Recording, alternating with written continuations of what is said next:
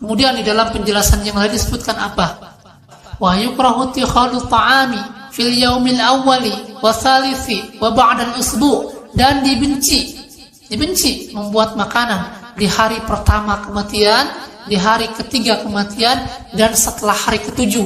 Itu mau hari ke-40, mau hari ke-100, mau hari ke sekian, itu dibenci katanya. Dan itu ulama yang mengatakan. Kemudian di dalam penjelasan yang lain apa? Itu jika makan di rumah kematian, jika memakai harta anak yatim yang ayahnya meninggal dunia misalnya, itu harta anak kecil dipakai untuk tahlilan, itu katanya apa? Haram hukumnya. Itu dijelaskan oleh para ulama di dalam kitab-kitabnya ya.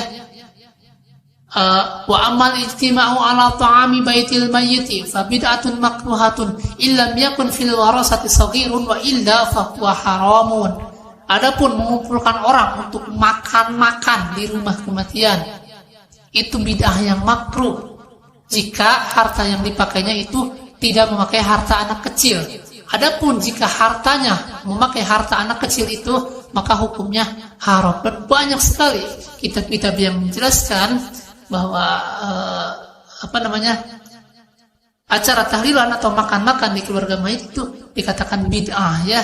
Nah, jadi jika kami, ini sebagai penjelasan saja, jika kami mengatakan bahwa suatu amalan dikatakan bid'ah, itu karena Nabi melarang, sahabat melarang, kemudian para ulama di dalam kitab-kitabnya mengatakan bid'ah, maka kami mengatakan apa yang disampaikan oleh para ulama di dalam kitab-kitabnya ya.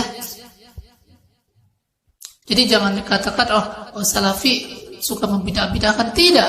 Kami menyampaikan apa yang disampaikan oleh para ulama di dalam kitab-kitabnya ya.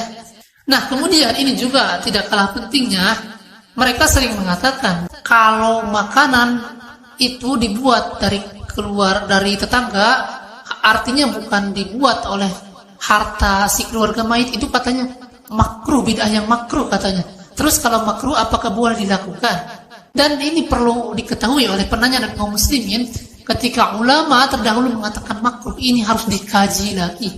Sebab ketika ulama, apalagi di dalam mazhab Syafi'i, makruh itu menjadi dua, ada makruh yang tanzih dan ada makruh yang tahrim. Makanya ketika ulama mengatakan ini makruh, ini harus diteliti apakah makruh yang tanzih atau yang tahrim. Sebab banyak ulama terdahulu ketika mengatakan makruh justru maksudnya haram ya.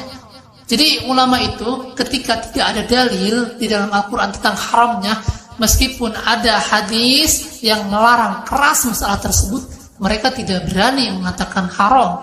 Mereka hanya mengatakan makruh ya.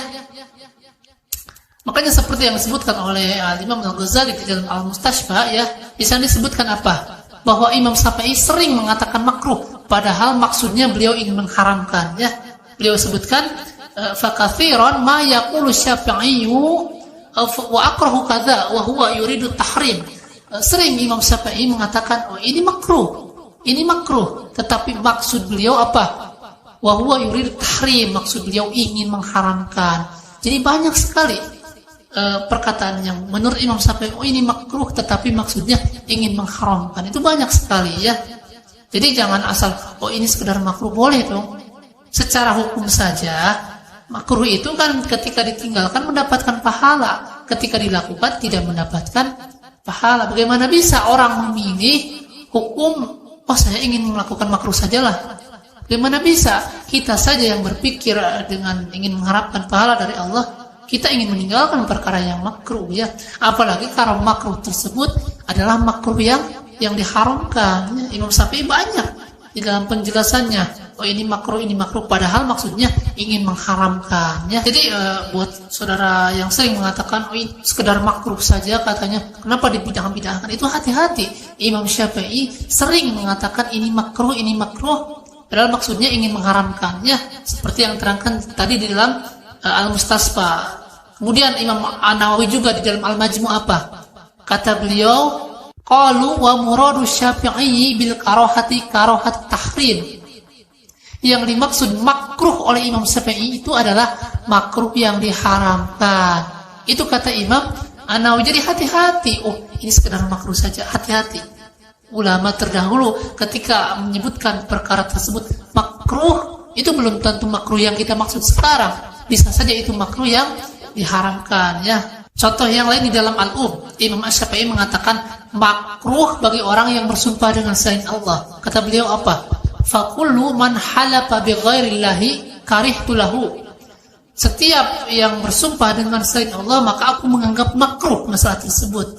Itu kata Imam Asy-Syafi'i. Tetapi di dalam hadis yang diriwayatkan oleh Imam At-Tirmidzi apa?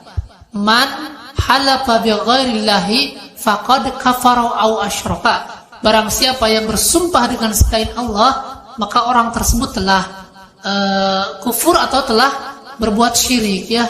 Jadi sekarang kami tanya, apakah ada perbuatan kufur atau perbuatan yang syirik itu disebut makruh? Tidak ada. Semua orang akan mengatakan bahwa perbuatan kufur, perbuatan syirik itu adalah perbuatan yang haram, yaitu dosa besar. Makanya yang dimaksud oleh Imam Asy-Syafi'i makruh tadi, fakullu man halafa bi ghairillahi karihtu lahu. Setiap yang bersumpah dengan selain Allah, maka makruh baginya. Maka terbuka sekarang bahwa makruh yang dimaksud oleh Imam Syafi'i makruh yang diharamkan sesuai dengan hadis Nabi.